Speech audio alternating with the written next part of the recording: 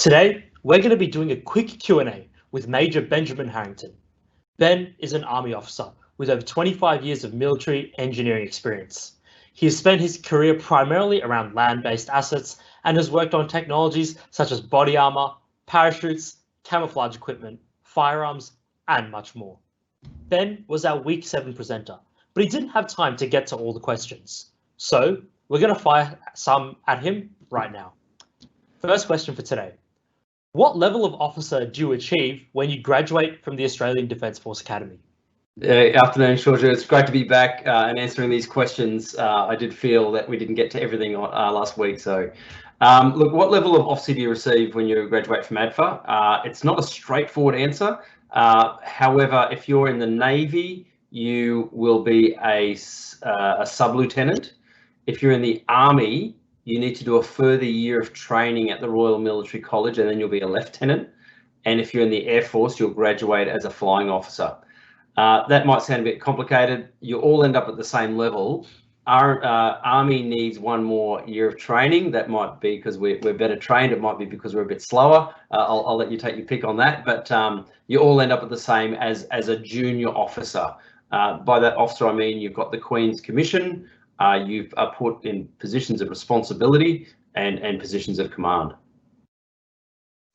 Perfect. Another question we have that's sort of related to the Defence Force Academy. I'm worried that I won't achieve the minimum ATAR entry for the Defence Force Academy. What else can I do to make it there? That's a really good question. Okay, so the first thing is when you apply, you'll apply through UAC, the University Admissions Centre. And UAC enables up to 5 bonus points to be added to your ATAR for various reasons. And the key ones are if you are in a remote area, and the more remote, the more bonus points you can get. Indigenous, and if you are holding a position of leadership at a school, this is an ADFA specific one, so like a school captain or sports captain or something like that. Or if, what's the last one? Sporting endeavours. So if you're representing at state level or national level or international. Now, you might meet several of those. The most points you can get is 5. So even if you are remote and you're an international athlete, you'll still only get 5 points, but certainly go for those. The other thing to consider is the ATAR for engineering for ADFA is 85. Most of the other degrees there, being arts and science, are 75. So look, if you don't get engineering, go for something else. You could go for science and then switch over to engineering, or you could just be happy studying something more philosophical or arts related. Perfect. Sounds like there's a fair few pathways to get into the Defence Force Academy. Do you have to maintain continual fitness if you attend the Defence Force Academy and or become part of the Defence Force? Absolutely. Yep, you do. We've got a job to do. We've got a job to defend Australia, and that requires a level of fitness and medical health. So I've shown you the levels of fitness, the standards to get in. Once you're in, you've got to maintain. It's a different standard. We'll make sure that you're trained to that. Navy and Air Force have to do a fitness test every year. Army have to do 2 fitness tests a year. I know the Army one. It's push-ups, sit-ups, and a 2.4K run. The Navy have alternatives like a swim test, and Air Force have a hang, like a chin-up hang. But suffice to say, it's just like getting into defence. It's not there to get rid of people or rule people out. It's there to, and we train you to meet the standard, and it's not a hard standard to meet, providing you participate in routine physical training. Sort of still talking about the Defence Force Academy. What's the pathway to get involved with cadets from a younger age and then move into the Defence Force Academy? So we have Army cadets, we have the Navy cadets, and there's Air Force cadets. And look, they are great organisations to be a part of. They are separate to Defence in that you won't be doing any military training. It'll be military-like training. But they're great because they teach you teamwork. They teach you the camaraderie. They give you leadership skills. You go camping, all these sort of good things that show that you've got a level of resilience, robustness, and teamwork, and adaptability, and able to go out and be trained. So they're good, but that's not essential. It's by no means essential.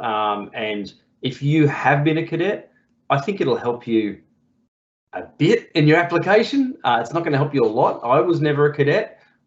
but I look at cadets and I see how good it is, and I think I'll get my kids involved. So all I can say is do things as a young Australian going to school. Just do things. Get into clubs. Find out what motivates you. Find out where your jam is. Find out what inspires you, and get involved in that. And it could be cadets. It could be like you look at the Air Force cadets. They go out and get do flying. They do. And they can have their pilot's license before they even have their car license. So there's some really good things to be a part of.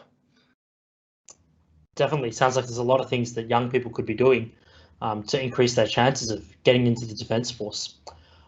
Which roles in the Defence Force, I guess moving more towards the service part now, which roles in the Defence Force allow you to experience combat and practice STEM practically even simultaneously? Yeah, okay, so what I'll say is everyone in the Defence Force, everyone who wears this uniform has military or defence or combat requirements placed on them. So I need to do a weapons test every 6 months. I need to be able to handle a weapon, be able to defend myself and others. So every role in defence, like for example, if you join as a junior engineer or a tradie or something like that, you will once a year go on a 2-week camp and do infantry minor tactics. So you just look, keep honing your skills on how to patrol, how to navigate, how to defend, how to attack, and do all those sort of things. Be the same for the Air Force. They have defensive exercises, how to defend their airfield, and Navy have their exercises on how to fight fires on a ship and go to battle stations and all that Navy stuff. I don't know, I've never been on a ship, but I expect they do that sort of stuff. So what I'll say is there's no such thing as a pure engineer or a pure technician in defence. You do have that military stuff. So if you want to do both, I'd say get into STEM. If you just want to do combat related stuff, then by all means, go out and be an infantry platoon commander or a marine warfare officer or something like that. For sure. Sounds like some good advice there. Also sort of on the Defence Force and sort of about the academy, how does the university scholarship program work, and what's the pathway from somebody in a civilian university into the Defence Force? Yeah, okay. So I don't talk about this much for high school students, and there's a few reasons for that. Is first of all, we have so many more positions at ADFA than we do for Defence University sponsorship. So just on the numbers alone, if you want to join Defence, you want to become an officer and get trained and get a degree, ADFA is the way to go. But for some people, for one reason or other, didn't get into ADFA. They might not have studied physics. They may not have got the ATAR, or they may not have been ready to leave home or something. And you're studying at university. We still want to hear from you. So you have to have completed at least 6 months worth of university. So 4 subjects and got a good GPA. And then you can come and apply. You can apply before that, but you can't progress your application until you get that GPA. We can then sponsor you. For example, if you're in first year and you're studying electrical engineering at University of Queensland, and you apply in your second, third, and fourth year, we can pay you a salary, we can pay for your help debt, we can pay your textbook allowance, free medical, dental, rental assistance, superannuation. You start earning your long service leave, like everything. You are an employee of Defence, and we're going to look after you and sponsor you and pay for all those things. You don't get as much as you get at ADFA. ADFA get an extra about 10,000 a year because they're under officer training at the same time. But if you're under Defence University sponsorship, your job is to go to university and graduate from university, and then your military training starts. So it is a different process. And I'll say, for example, if you want to do civil engineering, we have no sponsorship options right now for civil engineering at university sponsorship, but we do at ADFA. So ADFA is where most of the jobs are. But the ones we want at university right now, we want electrical engineers and we want mechanical engineers who want to be marine engineers. They're the big ones. We've got a few other jobs as well, but the options are there. They're just not as many as ADFA. Understandable. Is the Defence Force Academy, as well as the combined Defence Force as a whole, I guess, are they lowering their regular intake due to COVID-19 or not as much? No, we are not. We are full steam ahead. We are inherently, we are a capability for the Defence Force, and the capability Defence Force is there for Australia's defence. We have maintained recruitment right throughout COVID-19. We've had to put precautions in place. to make sure that we're recruiting people who are healthy and ready to start training. We have quarantine in our training establishments, but I'm proud to say that we've had not one case of COVID-19 enter the Defence Force and not one case in our recruiting centres. So we want to keep it that way, but no, we have not reduced our numbers. If anything, they're going up. So especially with the government's recent announcement of a new injection of funding for new capabilities, and that included personnel, we're still growing. So yep, don't let COVID-19 stop you. Wonderful to hear that you're still keeping up with it. How many people normally get rejected for ADFA entry, and do they find other pathways into the Defence Force, or do they work around it somehow? Yeah, look, I won't go to numbers because we've got positions and they're there, so they're there to be won. So it's not a matter of trying to knock people away; it's a matter of trying to get people in. That said, if you don't get ADFA, there are a myriad of other options. As I said, there's Defence University sponsorship. There's direct entry into the Royal Military College, or into the Navy, or into the Air Force. There's trade roles. There's other general entry roles, and if you don't get into ADFA for whatever reason, and you'll be told the reason, whether it's work on your leadership or your maturity or your maths or whatever it is, you may go away and work on that and come back 12 months later and improve on those. Or you might say, no, I really want to join Defence. Let's go. What do you got for me? And we say, how would you like to be a heavy vehicle mechanic, or how would you like to be a helicopter mechanic? And you go, great, and we will train you up on that. So I say aim high, and ADFA is high. Go for that. And if you fall short, we've got options. Perfect. I guess sort of on the same note as that, or on the same track as that, what are the benefits of doing a trade with the Defence Force compared to like the civilian workforce? Because I know a lot of people are considering doing a trade with Defence. Yeah, trades in Defence is fantastic. So I'll give you two scenarios. Scenario one is you go for a civilian trade. You will spend 4 years in training. You're getting a basic apprentice wage, which is 20 or 30,000 a year. You will be going to TAFE. It'll take you 4 years, and at the end of that, you'll be a qualified tradie in whatever you studied. Change that to the military.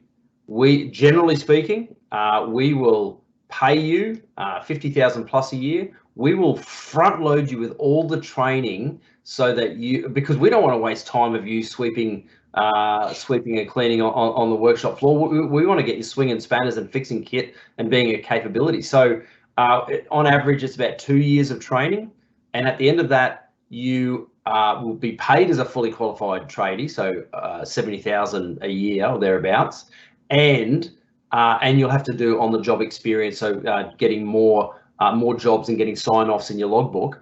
But yeah, we'll pay you. We'll pay for all the training, and at the end of it, you'll be paid. You'll be a fully qualified tradie earlier, and out there fixing equipment and doing good Army or Navy or Air Force stuff sooner. So going as a trade, I work a lot with tradies. We've got the trades team within Defence Force recruiting as well, who can give you more information. But we've got 35 trades across all three services, and it is fantastic. Really good way to start. The minimum for that is Year 10 Maths, Year 10 Science, and Year 10 English. That I think most people could meet that. That's the academic prerequisite. So if you've got that, you can apply to be a tradie.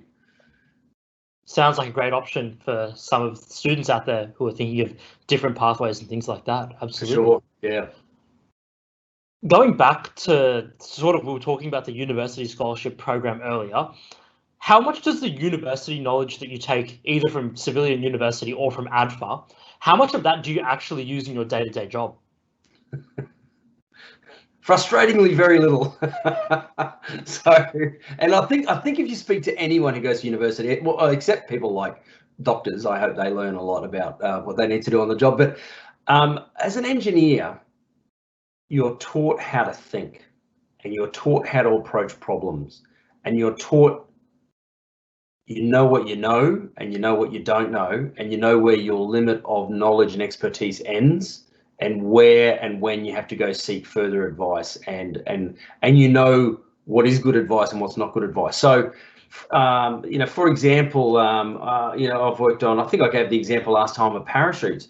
I didn't learn about parachutes at university. I learned about electronics.